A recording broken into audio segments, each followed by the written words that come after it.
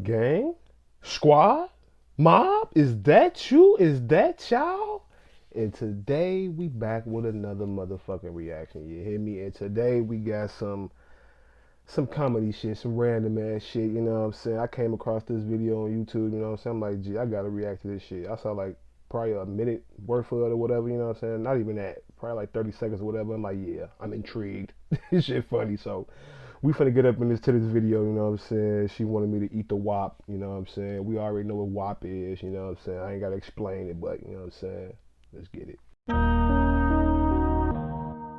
Yeah, young Hefe Holmes. So I'm hyping myself up like, okay, I can do this, right? I've been eating Arby's for years. I got this.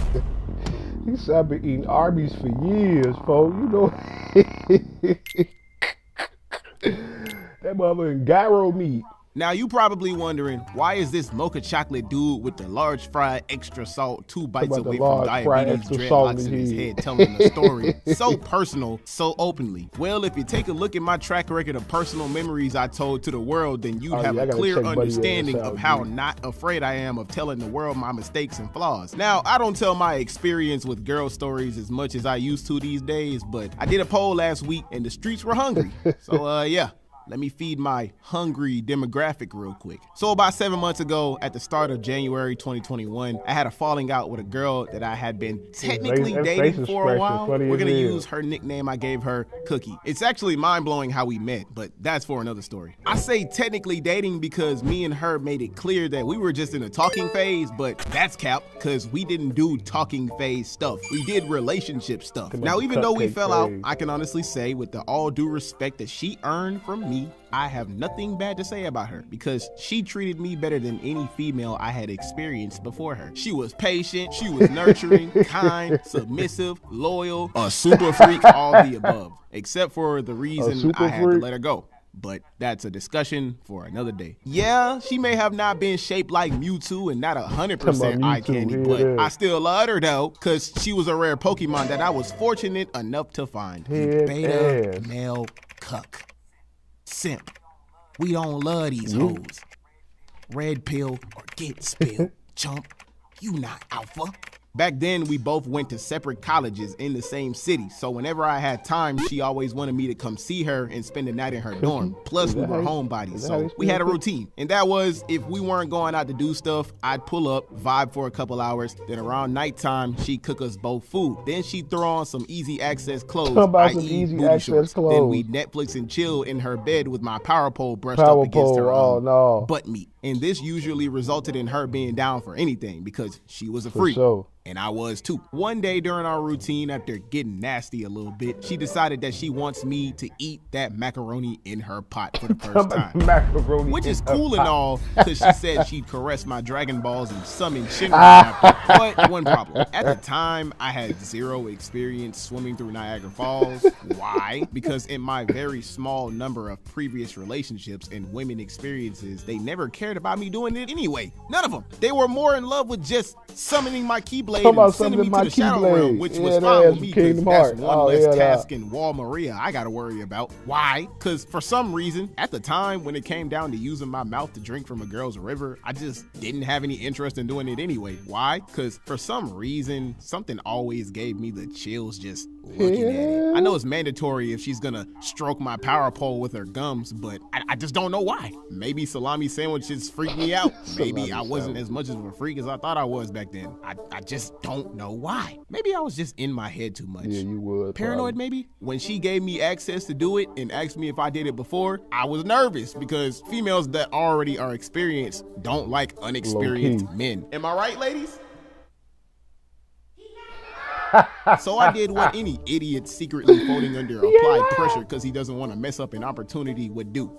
Put on an act. I told her I ate a couple honey pots in the past and I didn't do it much, which was cap, but I had to make up my mind quick because we were already in the mood. It was getting hot in there, no Nelly. I done had a mouthful of her chicken breast. She was looking like the Pacific Ocean down there. Plus, to her, based off of the stuff we did 2 minutes ago, it looked like I had experience in that field of study before. And I didn't want to disappoint her and look like a bee. Yeah, because mama ain't raised no Biatch. But then I had a brain blast and remembered that in moments like these, the only thing you should focus on is pleasuring your partner, i.e. making them explode. That changed my whole mindset. The mission now was to focus on her not turning into the Sahara Desert by making her water dam explode. So I put my pride to the side and got ready to jump off the plane into the ocean. And mind you, this is my first time ever taking a trip down to Dooney Land with my eating Goonies land. I think I'm not gonna enjoy this. I'm just doing what I gotta do. So I'm hyping myself up like, okay, I can do this, right? I've been eating Arby's for years. I got this. Come on, bruh. This can't be that bad. Like, stop being a little puh and man up and eat that puh. Her easy access shorts come off. I took in a deep breath and started the kisses from the thighs and made my way down to the gulag. 30 minutes later. So, how did I do? Rated on a scale of 1 to 10? 15. Other ass dead. So out of there. Dead serious. Bruh, I was feeling like the man when I got through. I wasn't stunned what nobody was saying when I got through. I even had her staring when I got through. I really felt bad for the next guy who looked at me funny because I felt like I was invincible. You sure about that? After growing some nuts and releasing the possible paranoia out of my mind that shouldn't have been there in the first place, in the first 20 seconds of me being in the gulag, it didn't turn out as bad as I thought it would be. I mean, it tasted like skin, duh, but I was focused on the mission, making her C4 explode, which was hard at first, but when I found her spot, it was game over. I turned it into a sport at that point, which was good for me because I'm already competitive at heart. Plus, I had a lot of stamina, so you already know how that went. You can already hear all the poor souls that haven't watched the full video and only clips of this video on different platforms thinking I'm actually talking about video games. Why is Lion and crispy as hell, bro? What tastes like skin in Warzone? I'm so confuzzled. Oh, brother. Right after, she kept her promise, told me to lay back, extended my dual disc, activated her Millennium Puzzle, and did what it do. Sent me to the Shadow Realm. Hey, that shit funny as hell, bruh. Hey, but you can't be scared to eat the WAP, you know what I'm saying? You can't be scared to, you know what I'm saying, dive in, you know what I'm saying, and get down, and like he said, the Arby's, you know what I'm saying?